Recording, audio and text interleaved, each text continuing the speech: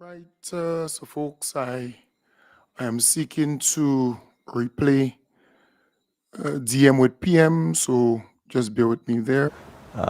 Paying attention, and that we can continue to work together to build Grenada. Yes, and I think that's the bigger charge here. That's the bigger goal here to build Grenada. Yes. Since the end of season one, a lot has happened.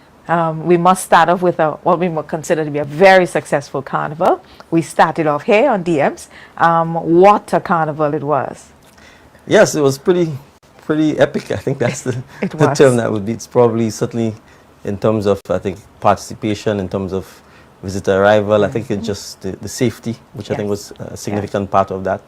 It was huge. Congratulations to all of the winners. Congratulations to all of the participants. And congratulations to all of the persons who work behind the scene to make sure that Carnival takes place. Spice Mass Corporation, the Board of Tourism, the bands, whether it's Steel Pan, the Carnival bands, the Calypsonians, the soca artists, the producers, all of those who've worked, or hotels, persons who have guest houses or taximen, the truck drivers. Carnival is a major economic activity, in addition to obviously being a major expression of our cultural identity. And it's a celebratory time. It's a time for us to show our creativity. And with Carnival, you always have a little controversy, a little bacchanal. That's just part and parcel of it. But all in all, I think it was an absolutely enjoyable and successful event. We obviously still have a lot of improvement to do. Logistics, how we have better amenities for the public, how we plan better, how we accommodate the spectators to make sure that they can see. I certainly think there has to be more Carnival played in the day and less in the night, particularly when it comes to the costume mass. So we have to be able to start much earlier. We have to be able to get the bands on the road. But those are all work in progress. We have to be able to do that. We also have to incentivize, I think, local bands to continue to remain involved and to participate in Carnival. I think that is something the Ministry of Culture has to look at, together with perhaps the Board of Tourism, Lottery, who's a major sponsor. But I think it was a successful Carnival, for sure. It was. Active 2025, we cannot forget this one. Again, I think it was very successful. It was a significant challenge to take on something of that magnitude. The sheer number of delegates who arrived, the intense 2-day period over which it's been held. You're dealing with a lot of political and business dignitaries, a lot of successful people. We thankfully got support from our regional partners in terms of security, logistics. The regional security services assisted. We had to ensemble a significant logistics protocol team. But again, it was very successful. I think the content of the panels, the panelists, the caliber of persons we had, from sport, for example, with Pascal Siakam, to President Orama himself, to Mr. Dangote appearing virtually, to banks, industrialists. Significant event. I think it demonstrates that we have the capacity to host large events. So we're hoping to turn Grenada into a business tourism destination as well for conferences. And I think that pulling out that event puts us on the map for that. I want to thank our hoteliers for working with us, the security forces.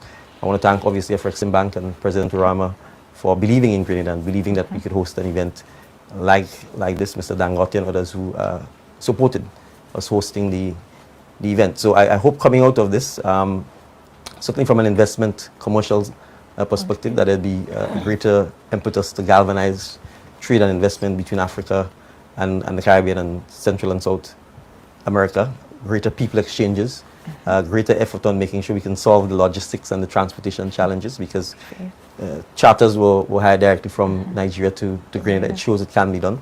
And I certainly expect that we will grow from that experience to have closer economic, social and trading ties with the African continent. And just before we go on that break, of course, the UN speech. Education being highlighted. If I could sing, I would quote Sparrow. Education, water foundation. And that's the truth. If you look at the Caribbean countries, except Trinidad and Tobago, now Guyana, Jamaica to a lesser extent, we don't have any abundance of natural resources. No. But even if you had an abundance of natural resources, if your population is not educated, if the population doesn't have the skill set, the knowledge, then they will not be able to make use of the natural resources. So it's important for us to appreciate that it's human beings who make the difference. The country naturally on its own, no matter how blessed it is, doesn't make a difference in the well-being of human beings. It's human beings who make that difference. And the fastest way to make that difference is to make your society a knowledge-based society. And the only way to do this is through education. And education in all forms. It doesn't mean academic education It includes health education, it includes ethics, values, it includes skills, it includes research, science, it includes the development of technology and the development of problem solvers and critical thinkers. So we have to make sure, and it includes healthy people. If you're not healthy, if you're not exercising, if you're not eating right, if you're killing yourself because you overdoing any one particular food, whether it's sugar, whether it's alcohol, tobacco, then we have further problems. So I think it's important for us to see education not just as the formal school setting, but as the entire knowledge-based system by which we create habits, character, by which we build our culture, by which we build our civil society, and by which we make sure citizens can be problem solvers and be successful. So that's what made me who I am. I want to make sure that we give as many people in our society the opportunity, even when they leave formal schooling, to continuously be able to educate themselves and to have tools that allow them to do so. We have a wonderful opportunity to do so with the technologies that are available now. From artificial intelligence, from the amount of courses that you can do online, from the amount of countries who we are friends with who offer short-term courses or scholarships, whether it's Mexico, whether it's Morocco, whether it's China, whether it's in the United States, whether it's in the European Union. There are opportunities for us, whether it's some of the African countries who are beginning to offer scholarships and partnering with us. So I really do want to encourage the citizens of Grenada to realize that to a large extent your economic stature in life is depends on your education and your work ethic. And so if we focus on that, I think we certainly would put the country on a stronger footing going forward. All right. Thank you so much, Prime Minister. I think you set the tone for what is expected to be a great season 2. Thank you. So before we go on that break, we want to encourage you to share the live. Remember, we are live streaming on YouTube and Facebook platforms. Please share the live and also encourage others to join in on the program and to share your questions, suggestions, or concerns. We will take a break. When we come back, we will be sharing some of your direct DMs, so your messages that were sent via various social media platforms, and also will be taken to the street with Norris. We'll be back in a bit.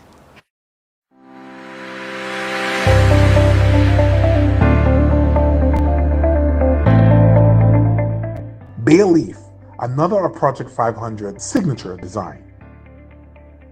This 3-bedroom, 1.5 bathrooms, a beauty, spans a gross area of 1,073 square feet.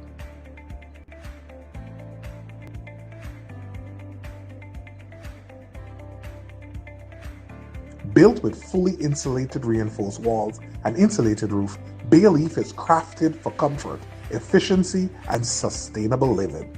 The design achieves 100% efficiency in its superstructure. Inside, you'll find low-flow plumbing fixtures, large windows providing maximum ventilation, and a 25% greater efficiency than current building code requirements. Spacious bedroom, an open floor plan living, kitchen, and dining area. It is true to its name. Bay Leaf brings comfort and peace the moment you walk in. At Project 500, we're more than just building homes. We're about building sustainable communities and delivering quality homes for all families.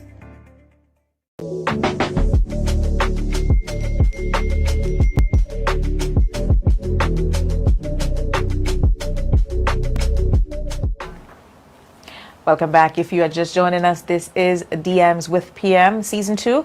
And now we get on into our direct messages, or actual DMs on this week's program. So these messages actually came from the social media platform. First one, we deal with foreign relations. Given the recent successes with African partnerships and ongoing trade challenges with the U.S., are there any plans to initiate or strengthen collaboration with Latin American countries? And that question from Princessa. Prime Minister? Yes, we in fact, within CARICOM, and particularly led by Guyana, one of the initiatives that we championed was the 25 by 25, which was really an attempt to reduce our food import bill by 25% by the year 2025. Unfortunately, we've not been able to achieve that target. And one way of doing so was to see how we could in fact foster greater collaboration between the countries of the region. Okay. And so, for example, countries like Guyana and Suriname have offered land to other CARICOM countries so that persons who are interested in farming in particular can make use of the opportunity to actually farm in those countries which have significantly larger acreage, so that we can help with addressing the issue of food security within the region. Okay. Guyana has been spending large sums of money on building the road network that will take it to northern Brazil that will allow us to therefore be able to trade overland from Brazil, which is the largest country in South America, through to Guyana. And then obviously once you get to Guyana, then you have a door into the Eastern Caribbean. So and Brazil is a significant manufacturing hub. So we absolutely believe that within CARICOM itself and within the wider Central and Latin American context, that trade and finance and logistics is something that we have to be a lot more deliberate about in terms of pursuing those things. But I want to emphasize, to a large extent, the government doesn't trade. It's the private sector that trades, and we need to be able to have private sector persons who themselves are a lot more pioneering and are prepared to be a lot more disruptive in the interest of finding better goods, better quality goods, cheaper goods, so that their businesses can be sustained and so that we can lower the costs of living for citizens while at the same time sustaining their livelihoods. You do realize, for example, that a lot of what we buy is manufactured in China. Yeah. China is significant distance away, and then it gets shipped invariably through Miami and then back down to us. But if there are items that we can procure from from Mexico come down, you're talking significantly shorter distances. So it requires a reorientation of the trade patterns and the logistics associated with this. But to a large extent, trade is in a sense a global thing. And size and mass matters. So you'd find that a lot of times the countries that produce the most and are able to sell things the most, they will inevitably dominate the trade routes. So it will require significant investment in the regional trading and logistical system in terms of ships, for example, because that's how most of the goods are moved. For us to be able to trade more between Central, South America and the Caribbean. But the initiative certainly by Guyana opens up significant opportunities for us to be able to trade directly with South America via 40 and 20-foot trailer trucks, which can move significant quantities of goods. Thank you, Prime Minister. We now move on to water infrastructure. While the Southern Water Expansion Project is necessary, the current state of dust, road conditions, and traffic delays is concerning. Can anything be done to mitigate these issues, especially the dust affecting those with respiratory conditions? From Mikhail Richards. Thank you, Mikhail, for the observation. Certainly, I think on the dust side, using sprinklers to wet the road so that it dampens the dust is something that certainly should be done. I've actually raised the issue with NOASA, who's the client, so that the matter could be taken up with the contractors. But I want to also be honest with the public. We cannot have improvement without inconvenience. This is a major infrastructure project in terms of the Southern Water Project. To a large extent, NOASA over the last 3 to 5 years has been making significant investment in the improving of the water infrastructure in Grenada, which had to a large extent not had any investment for decades, perhaps close to 75, maybe 100 years. There is a lot more demand for water. The south of the island does not produce any water. This is designed to move water from the Concord area down to the south. As Mikhail would appreciate, most of our businesses are in the south, most of the hotels are in the south, and so the south consumes a disproportionate amount of the water. So we are asking the public to be patient with us. We have indicated for a considerable period of time that this project was coming. You would appreciate, for example, a lot of the work is being done at night to minimize the inconvenience to the public, but the public will experience some inconvenience until the work is finished. But certainly steps could be taken to mitigate the dust. I agree with that. Certainly sprinklers and perhaps just having people sweep up a little bit more. So it's something from a social and community environmental impact. I will take back again to the client NOASA so that they can speak to the contractor. I know that there is a social and community person who's been appointed actually to address some of those concerns. So I would certainly hope that we can get perhaps a bit more action in terms of just making sure we can keep the dust down. We will encourage people to take alternative routes. If you don't have to come to Grandlands, don't come. If you can carpool or if you can take public transportation, it is obviously better until this is done. But the team is working assiduously to try and make sure that they can finish this as quickly as possible. But I will warn that there will be more inconvenience because we then have to repair the roads. We are not just going to be patching back where the road has been cut. We are going to have to do major infrastructure road improvement from the Morris Bishop International Airport, certainly into the Sugar Mill Republic Bank roundabout, and then through the cliff area. After the work is finished, naturally, we'd also have to do the Grandlands to St. George's area. development comes at a cost, it comes at some inconvenience, and we would obviously do everything we can to mitigate that. But I'm sure you'd prefer to have water in the pipes and in the shower, and to be able to cook and to be able to live, than to not have water. If we don't make this investment, then the South is going to be significantly hampered in terms of the quantity and quality of water that it gets. Yes. I think people can also take some individual steps, wearing of masks, Yes. ensuring that you pad up on you have enough of your respiratory medicines, and so if you are affected, and those things I'm sure will help. Absolutely. Yes. All right. Thank you so much. Now we move on to judicial reform. Are there any plans to introduce a registered land title system to modernize property ownership documentation? Also, are there plans to build a permanent Hall of Justice in Grenada? From an unknown person. Yes. Well, thank you for the questions. The answer to the second question, are there plans to build a permanent Halls of Justice in Grenada? The answer is yes. The Attorney General and the Ministry of Legal Affairs is actively pursuing this as we speak. Consultants have already been hired to look at the design phase of the Halls of Justice. The site that is under consideration is the Mount Welldale site, which is the extended area where the current parliament sits.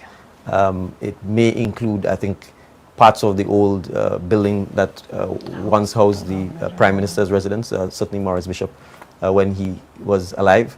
So that is the general location that we are looking at, and significant, at least, consultation and design work is being done in terms of housing and building a Halls of Justice there.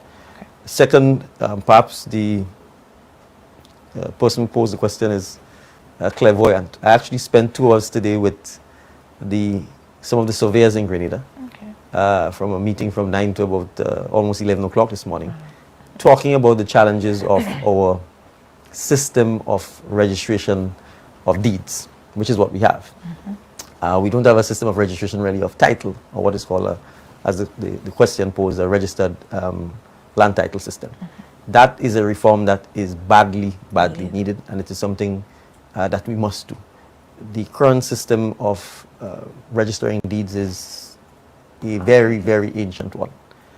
It causes significant challenges, and it also impedes economic development.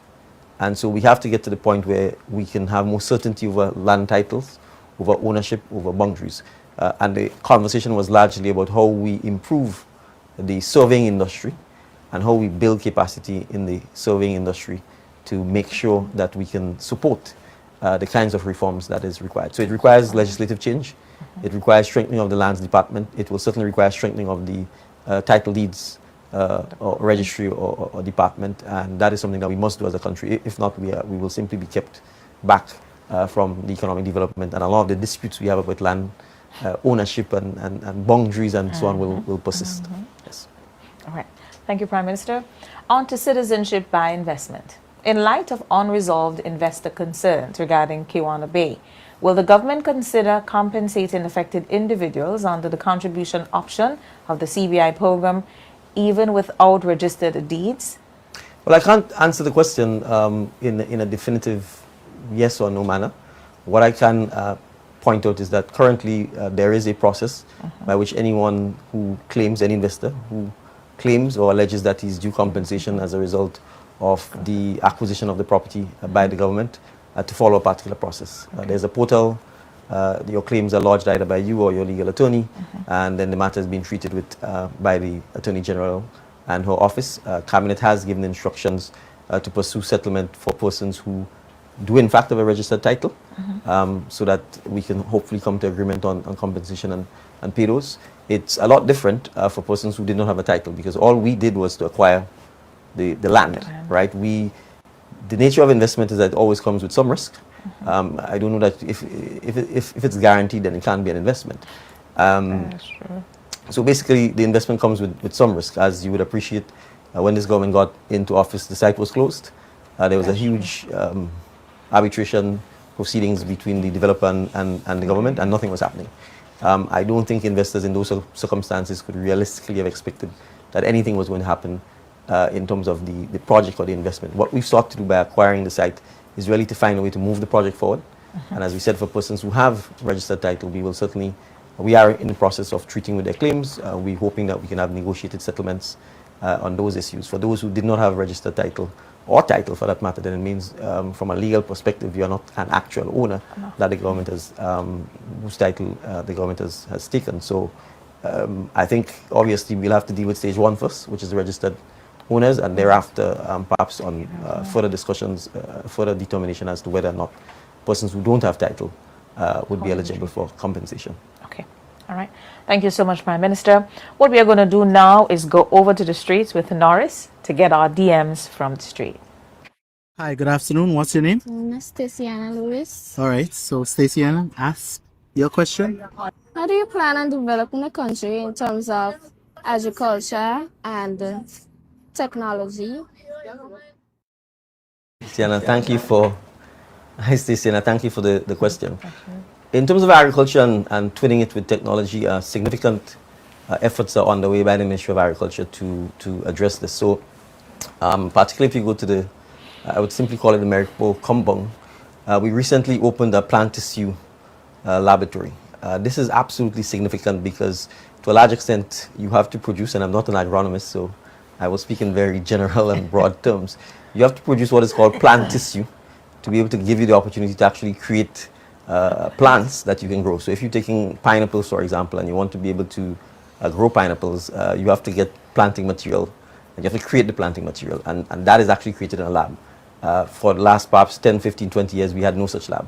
So it meant that farmers were not in a position to get the kind of planting material that they required just to be able to allow them to plant more. And so in collaboration with the government and people of China, that lab has been opened, and so it now gives us enormous capacity to be able to produce a lot more of the planting material that is required by farmers to be able to plant. Second, we are incentivizing farmers to certainly engage in using a lot more technology to grow their crops. We appreciate that everything from shade houses to irrigation systems are things that are required. Fertilizer, we have subsidized for many decades the cost of fertilizer so that farmers can have access to them to improve their yield. Part of the reason for, in fact, working on even our water system is to improve the ability of NOASA to deliver water to farmers so that they can also be better irrigated in terms of their lands. But crucially, because we suffer from pests, we suffer sometimes from drought or from excessive rainfall, it's also important for us to engage in significant research in terms of being able to create plants that are either more disease resilient or that can withstand harsher or sometimes more dramatic conditions in terms of the climatic conditions. And that means having more stable environments. That's why things like shade houses are important, and obviously encouraging farmers to learn about these technologies are some of what we do. The Ministry of Agriculture, oftentimes in collaboration with our partners, are also always offering significant training for our farmers to be able to ensure that they get the opportunity to improve their harvesting techniques or their planting techniques or their grooming and maintenance techniques. But I want to emphasize as well, it's not just land-based agriculture. Aquaculture is important. CMOS, for example, is a growing industry, and the ministry has also been supporting that oftentimes with training from the Organization of Eastern Caribbean States, not just in the growing, but how do we create multiple byproducts from the products. The same for agro-processing. We have to move away from just seeing the product from agriculture as the final end product. We waste a lot of the food and fruit that is created. We have to be able to convert that into ice creams, into juices, into jams, jellies on a much larger scale for us to be able to do so. So for example, at the Lakalome site, the Ministry of Agriculture and Lands are actually building a site or renovating a site that it purchased so that small-scale agro-processors can actually have a factory that they can come to and help them with their processing rather than doing it at the home. We're also encouraging and trying to support the private sector. For example, Mr. Leroy Nichols from Grenier Distillers has acquired the Windfresh site in Lassages. He's been working to see how we can improve and update the site and get it operational and get it back to making ice creams and those kinds of things. So again, there's a place for farmers to be able to put their crops other than the traditional selling it at sort of retail or wholesale to others. We still have to address the Marketing and National Importing Board situation. We are working assiduously to get that done. The main challenge we've had is the MNIB was so poorly run that there were no financial statements for many, many years. And as we attempt to get a private partner to partner with us, we have to be able to have those financial statements. So we have given the instructions to try and accelerate this. But when statutory bodies don't do their financials and are not run properly, and the government has to bail it out. That's the kind of challenge we face, where you can't even present an investor with a financial statement to tell it the historical performance of the entity you're asking it to now partner with to create a new one. So once we get over that hurdle, we expect that we would then be in a position to properly approach many of the private investors that we've already approached, but we can't give them the financials to be able to form that joint venture that would allow us to then create, I think the new name is IMEXA, that will allow us to then focus on ensuring that we can help with the logistics that is required to support our farmers in terms of their produce and getting markets for it and having forward-based contracts and so on. So I've said a lot, but I think it's important to emphasize that enormous work is going on in agriculture, and that means food, not just plant. We are building, for example, a hatchery in collaboration with the Caribbean Agro, so that we can help our chicken-based farmers. And the ministry has been spending significant time dealing with the poultry policy that could help support the poultry sector a lot more. We recognize the cost of feed is a major challenge. We've been involved in conversations so far unsuccessfully with Caribbean Agro as to how we can address this. So there's a lot going on in supporting our farmers, but we also accept that more needs to be done, particularly in the space of integrating technology and technology-based solutions to helping improve the outcome and the yields of the produce. Okay, all right. Thank you, Prime Minister. We take in another of our street DMs. Welcome to DMs in the Streets. What's your name? And? Ella Williams. And? Shoshana Thomas. All right. Ask the Prime Minister your question. Mr. Prime Minister, when will you visit our school, the St. George's Anglican Senior School? The St. George's Anglican Senior School, coming to you soon. I don't want to give the date and then I can't commit to it, but I will undertake to make sure that I visit you before the end of October. Okay. Prime Minister, you don't make promises. No, that's why I haven't given a specific date. Before the end of October, I think would allow me to make sure that it happens. Yes, okay. Thank you, Prime Minister. So we're going to take another of our DMs on the street. Hi, my name is Norris. Hi, my name is Chelsea. All right. Ask the Prime Minister your question. My question is, why don't you install AC units in some of the schools? Now, I know we do have, but like it would be really nice if you do it in the classes as well, because we are really suffering in this heat, and it's hot. So yes. Hi Chelsea, I could feel how hot you.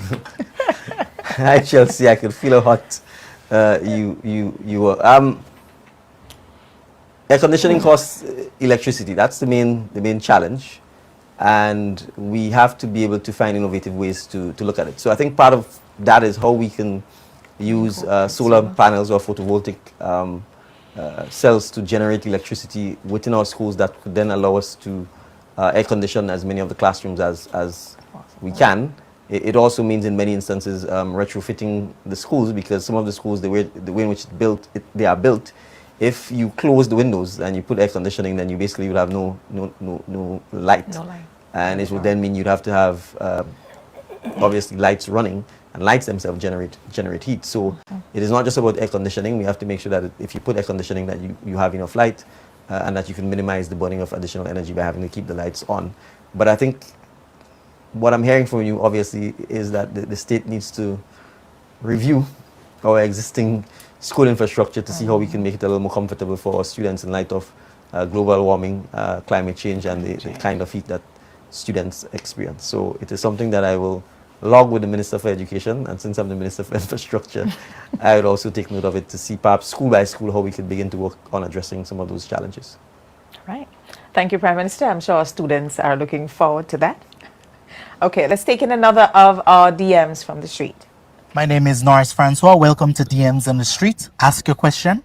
So I wanted to know when Mr. Deacon Mitchell will be bringing buses, school buses on the road for children, like everybody. So like some children, they could go home and stuff because the time we pack sometimes, I can't get bus to go home, others just cannot be hectic to go home. So I want to know when that will be happening. And that is it.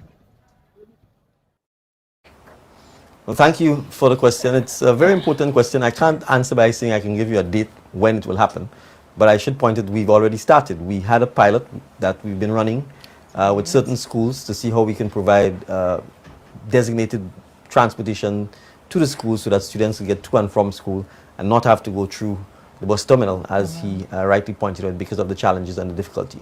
We are going to run the pilot until the end of the year. Initially, we were planning to run it until the school term, which ended prior to the summer break. But we have decided we will go until the end of the year because we want to be able to make sure that we get the right data, that we understand what the challenges were, what the problems are, and then see how we can begin to address it. Transportation is a major structural challenge in Grenada that requires significant thought, significant collaboration, and significant investment in. We, at the Ministry for Infrastructure and Transport, have begun to work with some of our international partners to see how we can address this. We made a request, for example, to the government and people of China to provide us with electric buses. That request is being considered favorably, and we believe that by next year there might be an opportunity for this to be realized. But for us to address the issue of transportation, even if we just took the school children, it will require partnership. The government does not want to be in the position of providing the transportation of the buses itself. So the existing bus owners and so on have to become a lot more organized, a lot more professional, and they have to view this as a business that removes it from just being an individual bus. And it's some of the issues that I've raised. Their fleet is old because of the challenges. Many of the countries that produce these buses that they currently have on the road are not producing it. Obviously, we are moving to electric or hybrid vehicles. We still have major challenges of under-service, lack of capacity as pointed out by the student, no service on weekends, no service at night, an aging fleet. So many challenges. A lot of the bus owners drive all their lives. Then they end up with no pension, they have health issues, and so on. So we have to think this through and be able to see how we can engage our stakeholders. I intend to begin to speak with our trade unions, our credit unions in particular, to see how the government can partner with them and the existing bus owners and bus owners association to have a national approach to solving our public transportation woes. And I'm singling out the trade unions and the credit unions in particular because there are other countries where this model has worked. It is workers who need the transportation, and it is the children of workers who need the transportation. And so I think it is an opportunity for the trade unions who represent the workers themselves, and the credit unions to be able to partner with the government and with the existing bus owners so that we can organize them into a structure that allows, and I'm giving a real example, if we got the 30 electric buses, who's going to run the buses? The government isn't going to come and go hire people to drive the buses. So assuming we're able to get a grant and deliver those buses, who are we going to give the buses to? Where are the drivers going to come from? Where's the maintenance going to come from? What's the hub where we're going to park the 30 buses? So those are some of the issues that we have to begin to look at addressing.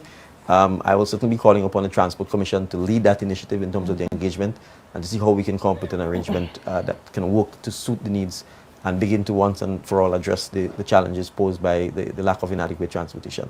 And it's compounded by the fact that because of that lack of adequate public transportation, people resort to buying vehicles, oftentimes when they can ill afford to do so, and it sends them down a path of oftentimes poverty.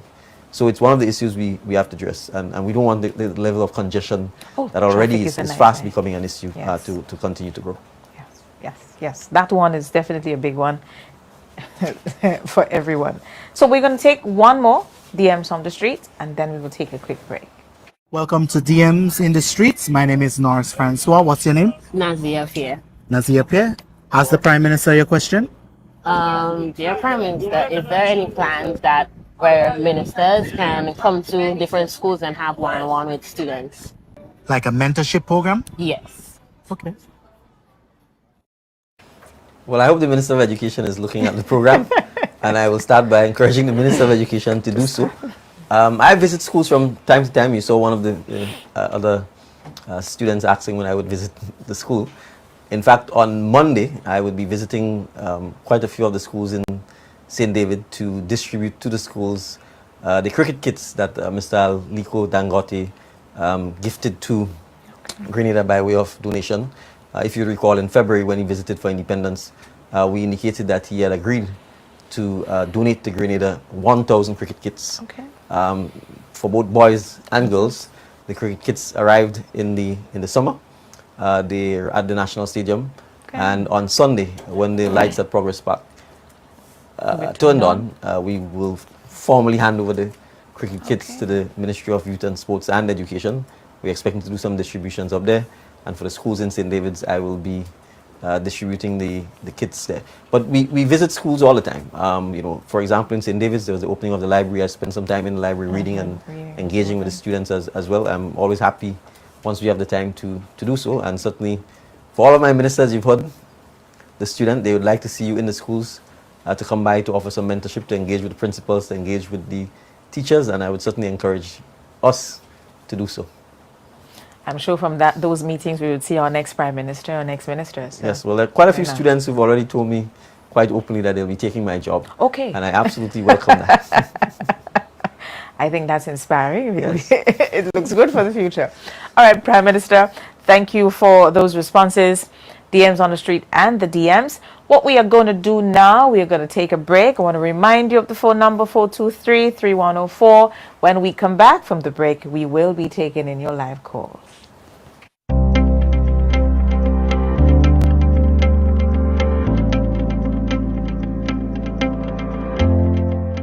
Cinnamon, one of the signature designs of Project 500. This 3-bedroom, 2-bathroom home spans 1,122 square feet, crafted for sustainable and modern living.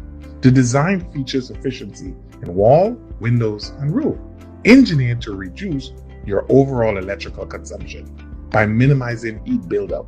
A cooler building on those hot days. Inside, you'll find low-flow plumbing fixtures, which reduces water usage. Efficiency without sacrifices. With 3 spacious bedrooms, this design offers a retreat for all members of the family. With an open floor plan comprising of dining, living, kitchen, dedicated laundry, utility closet, water storage, solar panel, and parking for 2. And an area for outdoor home gardening. The Cinnamon balances functionality and style. At Project 500 is more than just building homes. It's about developing sustainable communities and delivering quality homes for all families.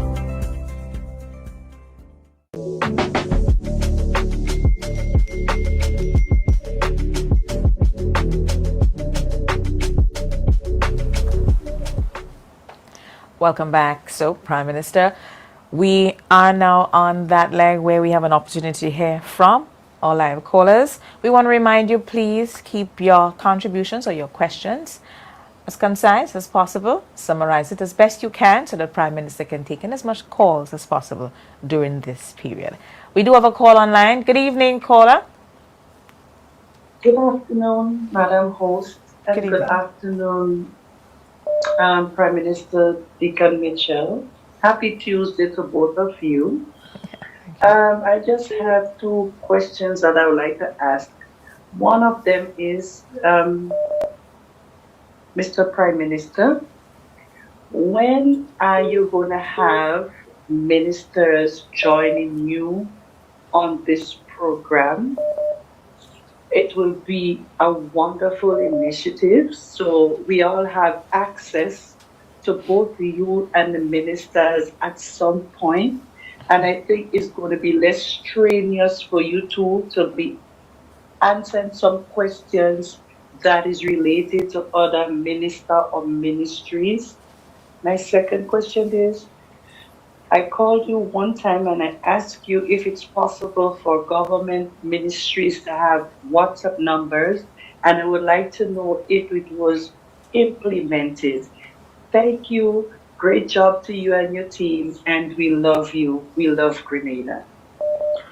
Thank you, caller. Prime Minister. Yes, thank you very much for the commendation, and happy Tuesday to you. Thank you for being part of the program. I think by next Tuesday we may have one of my colleagues joining us on the show. Thank you for the recommendation. I think when the show was conceived, so the producers will have to tell me, because it said DMs with PMs, they insisted that I be here. So I'm happy to let some of the ministers come on by themselves and come on with me, so that we can actually, as you pointed out, have the opportunity for viewers and callers to engage with the ministers as well. But I will also remind you that we do have a monthly town hall. We will be having in October in St. Andrew, in November in St. David, and if December allows, we are hoping to go to Carriacou. Because of the logistics in Carriacou, we have not been able to go as yet, and that's a wonderful opportunity. The town halls tend to be long, 3-4 hours sometimes, as opposed to the show, which is just an hour. to ask questions of the ministers. I will need to check whether the ministries have implemented a WhatsApp number. If that has not been done, it is something that I'm going to commit publicly to make sure that we can do, so that members of the public can engage with them via that means as well. So thank you for the reminder and the suggestion. Right.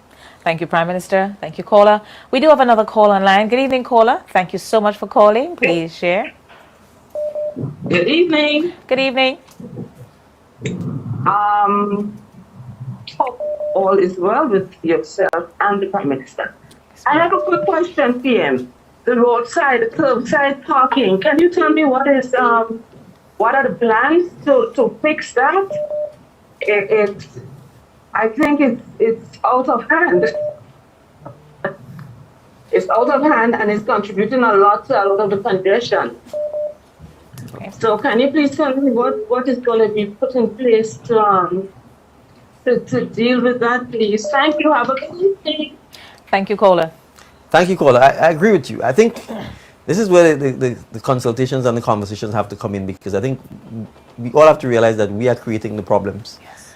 That sometimes we ask the government to solve.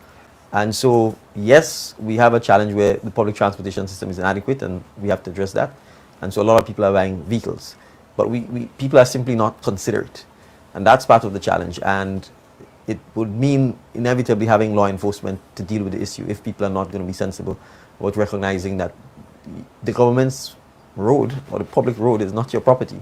And if we're parking on the sidewalk, parking on the road is simply not something that's permissible. The same way you can't build your house in the government's road or the public road is the same way you can't park your private car permanently on the government road. So it is something that the Transport Commission and the RGPF are going to have to step up on to be able to address it. But we do realize that we do have a challenge here where many of the homes which were built and have been built simply have no parking space. So it means we are going to have to look at things like communal car parks, maybe paid car parks, restrictions on when people can park. So for instance, rush hours, from 6 in the morning to perhaps 10, you have no parking, and then maybe between 10 to 2 people can park, and then from 2 to 6 again, no parking, and then in the night allow people to park. So we're going to have to look at a number of measures to be able to address this. But I think even going forward, we may have to very well get to a point where if someone applies to buy a vehicle or to register a vehicle, the question asks, do you have a parking? And if you don't have one, then the condition of licensing the vehicle is that it has to be parked in either a communal car park or some private space that doesn't impinge on the public motorway, especially in the main thoroughfare and the main roads. If it's small by roads, where it's residential and so on and everybody's living there, that's fine. But on the main roads, the main arteries, that's a major challenge. So it will require a multifaceted approach. It will require public education and then ultimately enforcement by the RGPF and the Transportation Commission. Thank you, Prime Minister. We have another call online. Good evening, caller. Hi, good evening, and thank you very much, Mr. Prime Minister. Thank you for this opportunity. I sent a message via WhatsApp. My name is Joan Charles. I sent a message via WhatsApp for your last session of the previous season, and it's concerning a property that I'm looking after in Canteen Terrace, and there's a public drain, a government drain, where water always ran, and it has damaged the wall, and it has damaged the bridge across the wall. We fixed the bridge, but the owners fixed the bridge, and we've been in touch with your ministry for years and years and years, and it's just like send the phone further on. So I send a WhatsApp message at the end, or some photos, hoping that you could get something to move ahead, because it's just been years of just frustration and no response, or no adequate response from the ministry. So thank you. And the topic, as I said, is in Canteen Terrace. I would love to hear some response from you or one of your officers about this. Thank you. All right, thank you, Ms. Charles. I will know that. Perhaps, Ms. Charles, if you do have or if you're able to see our WhatsApp number on the screen, which is 423-3104, if you can resend that message together with the photos, and I will ask the Ministry of Infrastructure to look into the matter. You weren't quite clear all the time, so I'm not sure. I sense you saying that it's either a drain and or a bridge issue that is in potentially damaging private property. So if I'm accurate, then I will certainly ask the Ministry of Infrastructure or the road officers for the town of St. George to be able to look into the matter. Okay. Thank you, Prime Minister. We do have another call online. Good evening, caller. Hi, good day. Good evening. Good afternoon, Mr. Prime Minister. Good evening. How are you? I'm fine, thank you. I'm living in the back of Minot Price, I have been asking for a street light and some help on the road from ever so long. I'm one of the donors that donate the things to the current government school, the stove, such things to the African home, and all I'm asking for is some help on the road, and I will not get no response from no one at all. I'm living in the US. All right, so thank you for the observations. I've actually walked the road, I think as recently as perhaps about 6 to 8 weeks ago. The request for the streetlight was also made by some of the other residents who live in the area, and it's something that we will work on getting. As you may be aware, we do have a solar street lighting project that is ongoing. We will get there. Obviously, there are requests for street and solar lighting throughout Grenada. I've actually asked that some of the other parishes, other than St. David, be prioritized in the next couple of months. But once we're through with some of the other parishes, then we will certainly see how we can get action going again in St. David. In relation to the road, as I said, I walked the road.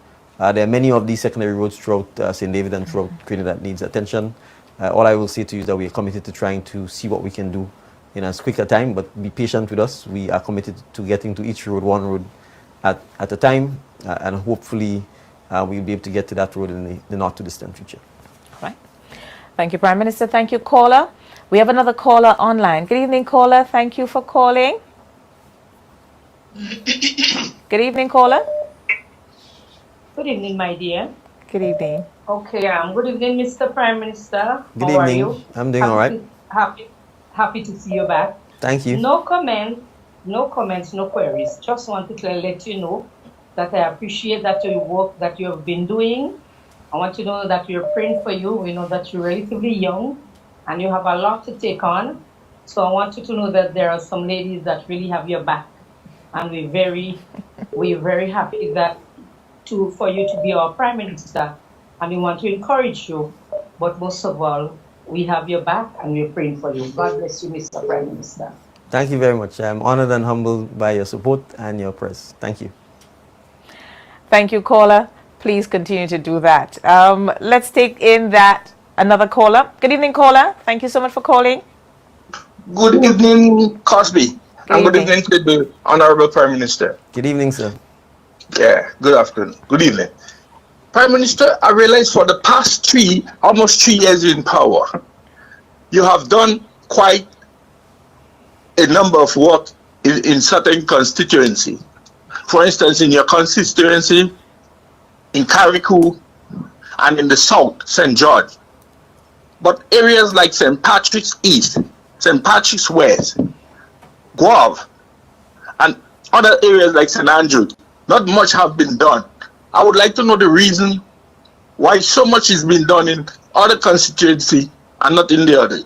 Could you answer that question for me, sir? Well, because we have resources. No, well, I don't agree with you, actually. Enormous work has been done in St. Patrick, in St. Andrew, in St. John, and in other parishes. And when you say work, you didn't identify whether you mean infrastructure work, whether you mean other things. I can certainly give you an example. In fact, St. David infrastructure work has only commenced in the last 12 months. For the first 2 years, virtually no infrastructure work was being done in St. David. But I can, if we speak of St. Andrew, and I will perhaps do some generalization. When you talk about work, for example, the WASH program is going on in St. Andrew. It's going on in all 4 of the constituencies. I have actually gone to about at least 2 villages where the WASH program was essentially being concluded. One in the Subiz area, one in the Lakabeka area. We have telescope pulls taking place. We've got significant schools being built and or renovated in St. Andrew. We have the St. Andrew's Anglican School where construction work is taking place. We have Sunrise Construction who we did almost 2 years now, I think, the groundbreaking ceremony for another of the schools that is ongoing. So there's a lot of work taking place in St. Andrew. There's been significant roadworks that was done in St. Patrick East. A lot of the houses that were damaged by Hurricane Beryl have been rebuilt in St. Patrick East and St. Patrick West. The schools that were damaged have been renovated. We are working on the breakwater project in St. Patrick. The designs have been completed. The tenders have been sent out. We've obtained the financing from the Caribbean Development Bank, and obviously they're in the process of evaluating tenders from contractors. Many of the bridges that were damaged as a result of the flash floods in November of 2023 and worsened by Hurricane Beryl in 2024, these bridges have been scopes have been done, they've been tendered, contractors in some cases have started work on some of it. So a significant portion of the funds that were paid out to farmers came from St. Patrick and St. Andrew as a result of the damage to Hurricane Beryl. In the case of St. Andrew, the Grenville Commercial Project, that project is on stream.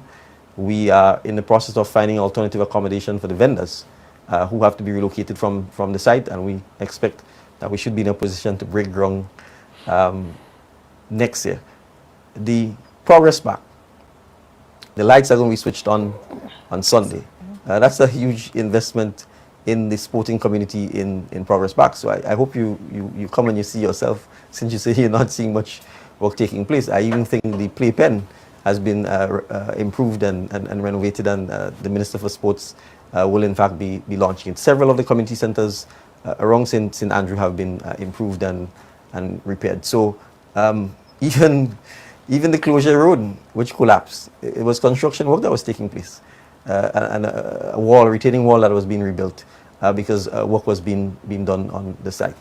So, you know, in St. Mark's, there are bridges that have been repaired and opened that hitherto had not been repaired. In fact, there's no parish in Grenada and no constituency where work has not been done.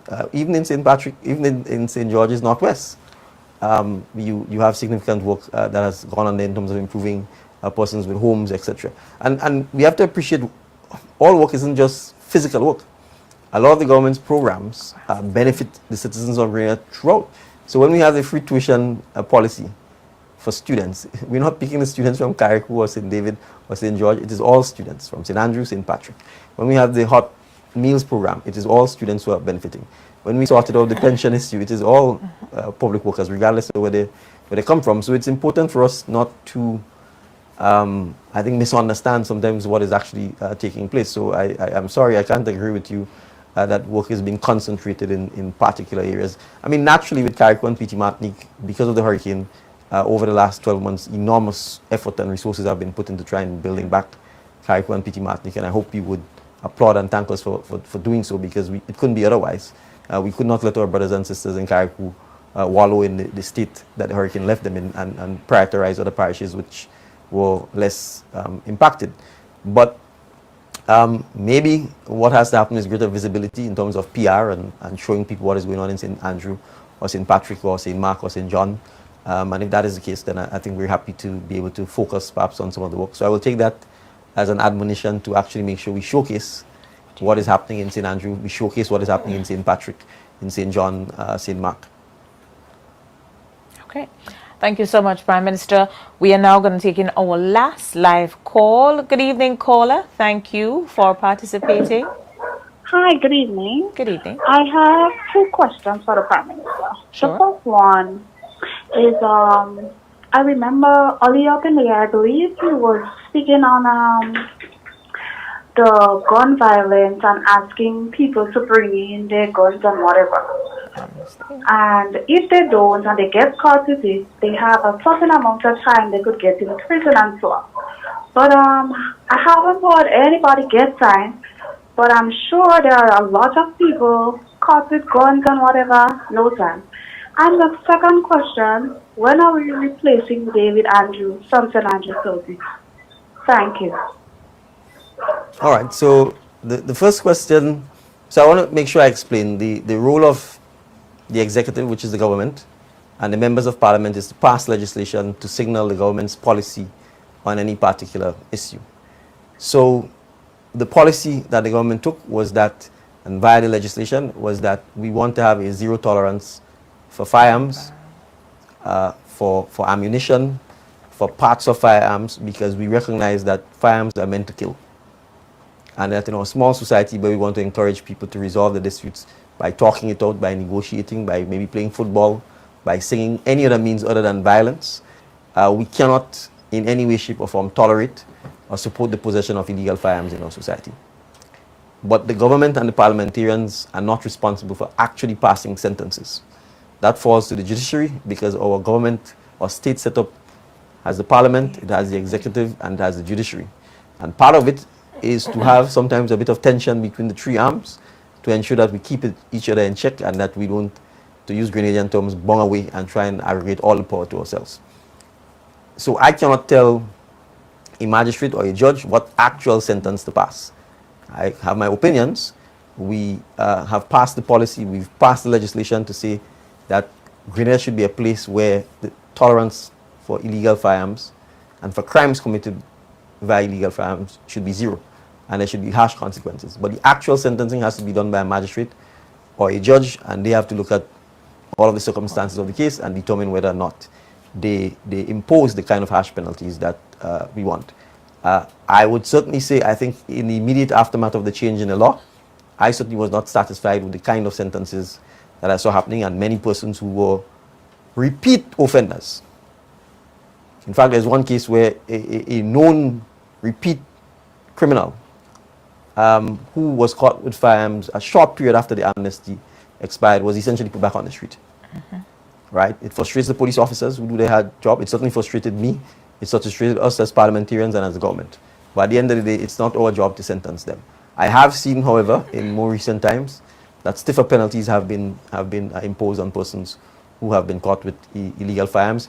And the RGPF, and I want to commend the Commissioner and his men and women, have continued to do a significant job in intercepting and confiscating and pulling illegal firearms off the street. As recently as last 2 weeks, at least 2 or 3 firearms have been confiscated by the Royal Grenada Police Force. In terms of the question that you posed for Minister Andrew, Mr. Andrew is not yet a member of Parliament. He is a senator appointed by me, and he's the Minister of Education. I'm sure he would welcome the opportunity to get a chance to be made a member of Parliament, and so I will, on his behalf, ask you if he offers himself as a candidate in the next election to vote for him, because I think he's been doing an amazing job as the Minister of Education, even though he was not elected as a member of Parliament. And I think if given the opportunity to be the member of Parliament, he will do an amazing job in serving the people of St. Andrews Southeast. All right. Thank you so much, Prime Minister. That is actually where we will be wrapping up for today. Time do go by quickly when we're having fun. It's already 1 minute past 7 o'clock. Let's just summarize, just some parting words from you. No, I'm happy to be back. I hope I wasn't too rusty.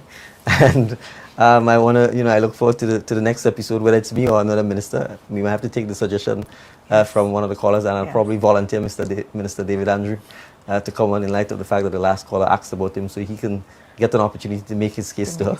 But no, I want to thank the viewers. I want to thank all of the supporters and the callers, the kids, the DMs from the street. I particularly enjoyed the question. It's always good to interact with our students, and the questions obviously show, give them the opportunity to share their thoughts, to ask their questions. Thank you for, again, agreeing to host and be part of the show, and thank you to the production team behind the scenes who make this happen every Tuesday. They don't get seen or shown, but they are the magicians who allow us to have this show, so I want to say thank you.